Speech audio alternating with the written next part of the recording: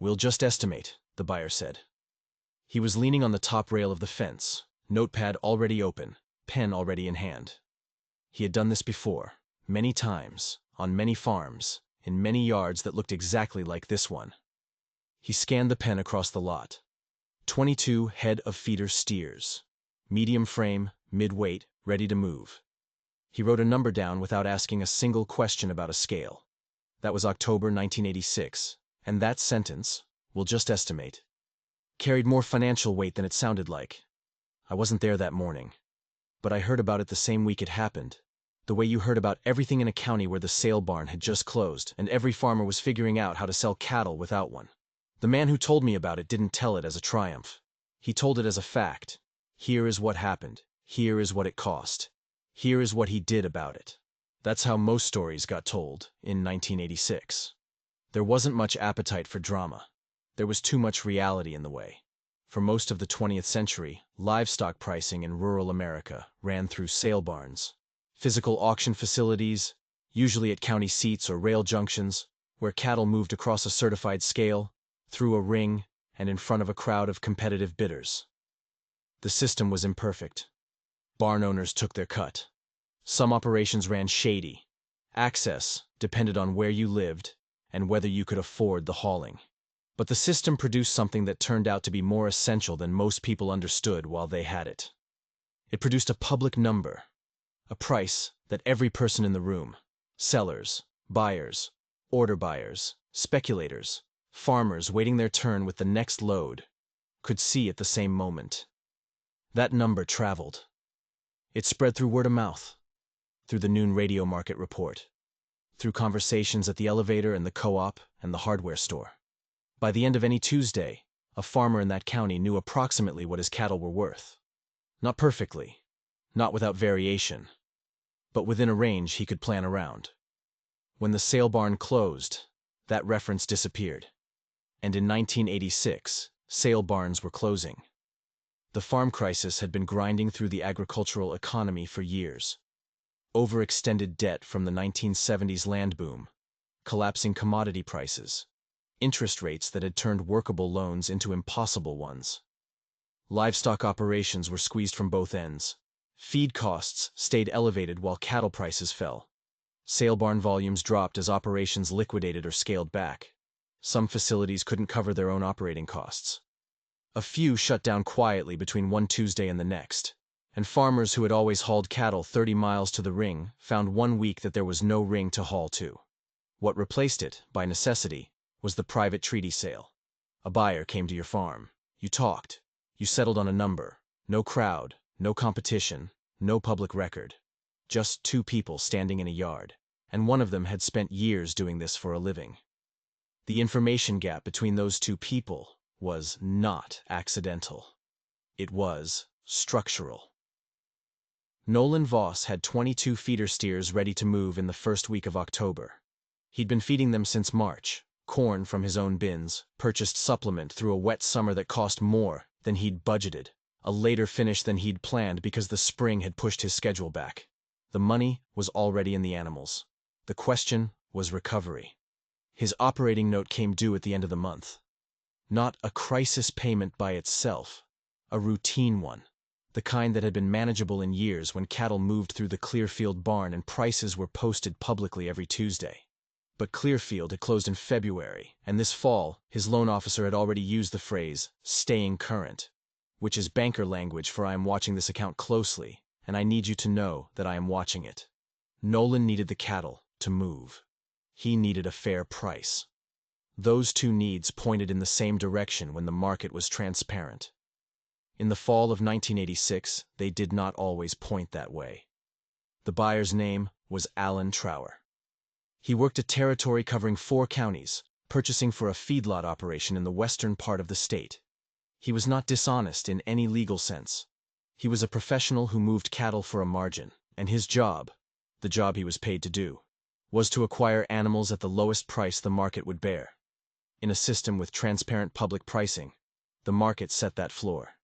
In a system without it, the floor was whatever the seller would accept without walking away.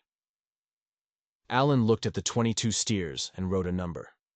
His visual estimate placed the average animal at roughly 615 pounds. At the going rate of 58 cents per pound on live weight, he offered $356.70 per head. 22 head. Total, $7,847.40. Nolan did not react immediately. He had already been doing arithmetic. I want to explain something about what happens when you remove a scale from a livestock transaction, because it's not obvious if you haven't been in one. Live weight pricing is simple in principle.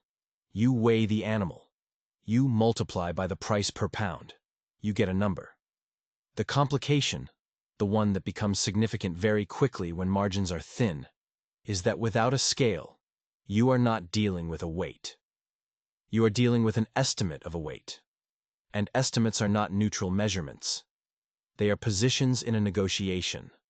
A professional buyer estimating weights on a string of cattle has every structural incentive to estimate low. Not by a dramatic margin. A 70-pound miss on a 650-pound animal would be obvious, would damage the buyer's credibility, would not survive long in a community where farmers talk. But 30 pounds? 40?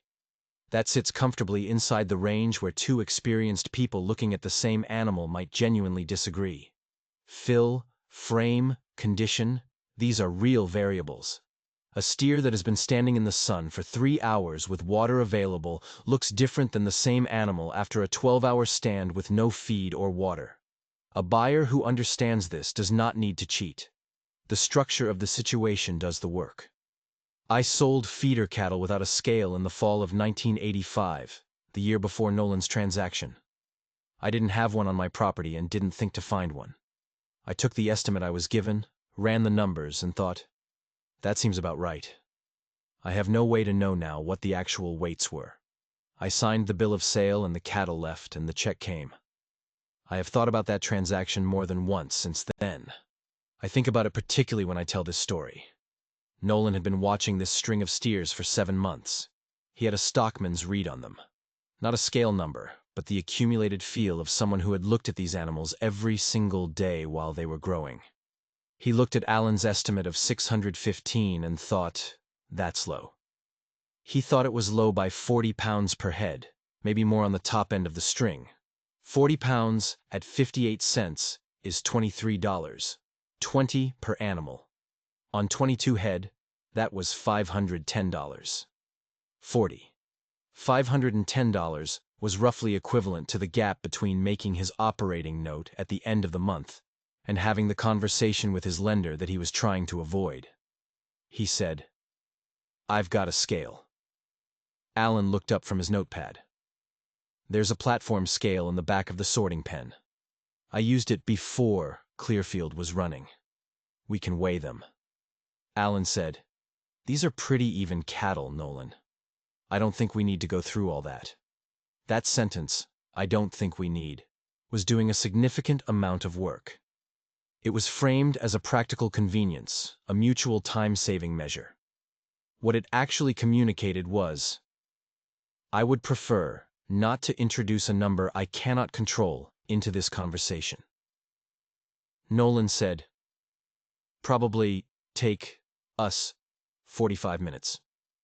I'd feel better having actual weights on the bill of sale. He was not angry. He did not accuse Alan of anything. He said it the way a man says he'd like to check the oil before a long drive.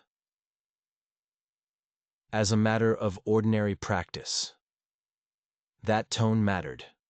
There was no argument to deflect. There was only a man who wanted to weigh his cattle before selling them. Alan said he supposed they could do that. The scale had not been used in 2 years. It was a platform scale. A Howe model from the late 1940s. Mechanical beam balance, heavy steel construction, gates at each end for running single animals through. The beam was dusty. One counterweight slot had accumulated chaff from the last time the pen had been full of hay. Nolan wiped it down and checked the zero twice before he ran the first animal in. I need to be honest about something here.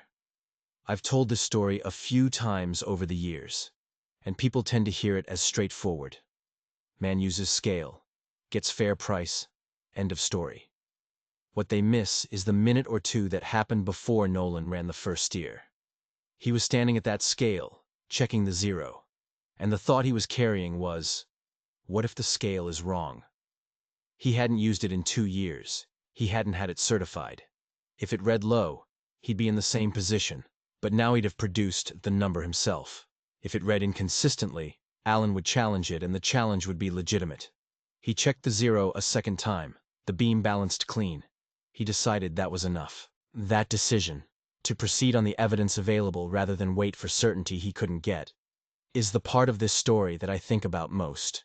You rarely have perfect information when the clock is running. You have what you have, and you decide. The first steer stepped onto the platform. The gate clacked shut. The animal shifted its weight, settled, and the beam swung and steadied. 661 pounds. Alan's estimate had placed that class of animal at 615. The difference on that one steer at 58 cents was $26.68. Not dramatic in isolation. Nolan opened the back gate, ran the steer through, and brought the next one in. 648 pounds. Then 659. Then 641. Then 674. The largest animal in the string, which Alan had estimated at around 630. After the fifth animal, the arithmetic had become clear. Nolan was running 42 to 46 pounds above the estimate on every animal weighed. On 22 head at 58 cents, that was more than $530 in the difference. He kept that number to himself and kept running cattle. By the ninth steer, something else had changed. Nolan's neighbor, a man named Sid Calloway, who ran a cow-calf operation 2 miles up the road, had pulled into the driveway in his truck. He'd come to return a post digger he'd borrowed the previous week. He stopped when he saw the activity in the sorting pen. He got out and stood at the fence without saying anything. A few minutes later, a pickup slowed on the county road. A farmer, named Ernie from the far end of the township who had his own sale coming up in 2 weeks, and had been trying to figure out how to handle the pricing. He pulled in too. Neither man said anything. They watched the gate open and close. They watched the beam settle. They watched Nolan write numbers in his pocket notebook. In a county where every producer knew he would be selling cattle by private treaty for the foreseeable future. Watching a functioning scale was not idle curiosity. It was professional information. Alan Trower was now conducting a negotiation in front of an audience he had not agreed to. Every number he revised, every concession he made, would be witnessed by 2 men who would be in similar conversations within the next 2 weeks. His margin was his own business. But his methods were becoming visible. That was a qualitatively different kind of pressure than he had walked into that morning. After the 14th animal, Alan said, "I want to make sure we're getting accurate readings. That beam, when was it last certified?" It was a fair question. It was also the only move left to him. Nolan said he didn't know the exact date. He said the scale had matched the Clearfield certified scale within a few pounds on multiple loads when both had been operating. He said if Alan wanted to challenge the calibration, they could discuss that, but that they'd already run 14 animals, and every single one had come in above the estimate, which was not the pattern you'd see from a scale with random calibration error.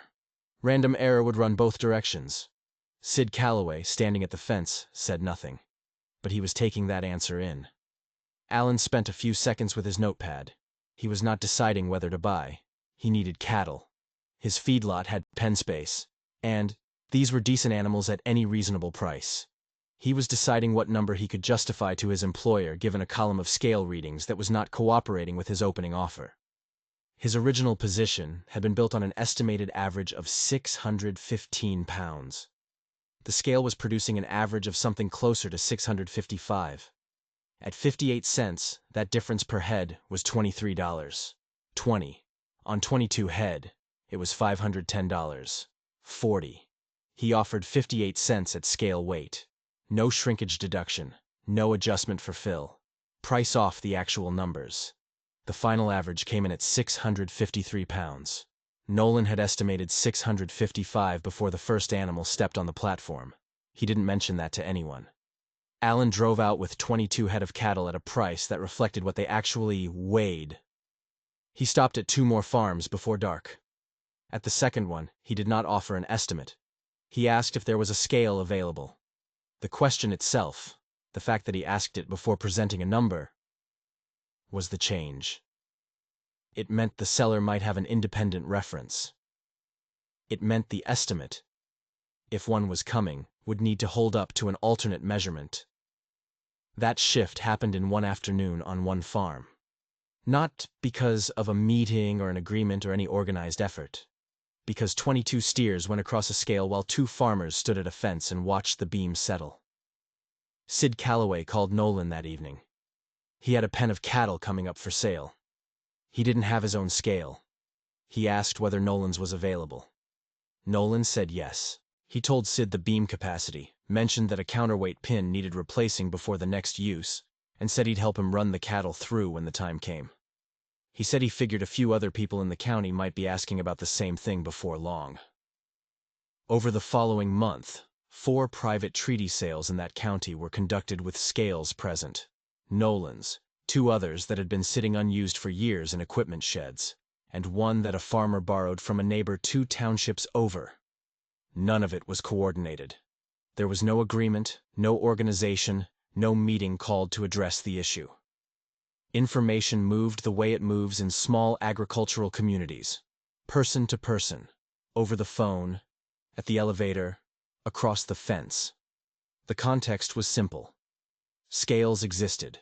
They produced numbers. Numbers changed negotiations. Private treaty sales did not stop. They were the only mechanism most of these producers had. But buyers who came to farms in that county started asking, sometimes before they offered an estimate, whether the seller had a way to weigh. That question, by itself, was a structural shift. It meant the estimate had to be defensible against a potential measurement. An estimate is a position. A position, when it can be checked, tends to move toward the actual number. Nolan paid his operating note at the end of October, not with room to spare. The price per pound on feeder cattle in 1986 was what it was. 58 cents on a fair weight was not a prosperous number. It was a survivable one. The farm crisis did not resolve because 22 steers went across a platform scale in one county. The structural forces driving operations into default, debt loads taken on against inflated land values, commodity prices that had compressed without recovering, interest rates that made every loan more expensive than the margin could support. Those forces were larger than any individual transaction, any individual scale, any individual farmer who decided to measure before he signed. What changed was narrower than that. On one transaction, in one yard, the information available to both parties became equal. The buyer's position had to be grounded in a number rather than a judgment. The number, the actual weight, produced by a certified instrument, read in front of witnesses, was not the buyer's number and not the seller's number. It was just the weight of the cattle. That sounds like a small thing. In a year when the difference between making a loan payment and missing one was measured in pounds of beef on a steel platform, it was not a small thing. I have been thinking about why this particular transaction stayed with me for 40 years. It wasn't the scale. It wasn't even the money, though the money mattered. It always mattered in 1986. What stayed with me was the structure of what the sale barn had actually been doing that nobody recognized until it was gone. The sale barn was not just an auction. It was a measurement institution. Certified scales, public readings, a ringman calling the weight out loud so that every person in the building heard the same number at the same moment. That number was not owned by the buyer. It was not owned by the seller. It existed publicly, and both parties had to negotiate around the same fact. When the barn closed, people mourned the auction, the competition, the prices, the community of it. What they didn't fully account for, at first, was that the measurement function had closed with it. The scale that had been certifying every transaction was gone. What remained was whatever the 2 parties in a yard could agree on. And agreement, when one party is a professional and the other is operating under financial pressure, is not the same thing as accuracy. The farmers who fared best in private treaty negotiations in the years I'm describing were not necessarily the ones with the best cattle or the strongest negotiating personalities. They were the ones who could produce an independent number, a scale, a weigh ticket from a certified facility, any reference point that was not the buyer's number. That's the whole lesson. Not because the buyers were dishonest. Most of them weren't. Because estimates drift toward the interest of the person making them. And the only correction for that drift is a measurement that neither party controls. I started this channel because the people who understood these things, who learned them through transactions like this one, in yards like Nolan's, in October months when every dollar mattered, most of them didn't write it down. They signed the bill of sale, they walked back to the house, and they got on with the next season. What they carried in their heads about how markets work, when measurement fails, is exactly the kind of knowledge that doesn't make it into the history books. This is me writing it down, before the people who learned it are no longer here to have learned it. If that matters to you, subscribe. The scale is still in Nolan's equipment shed. The notebook is somewhere in the house.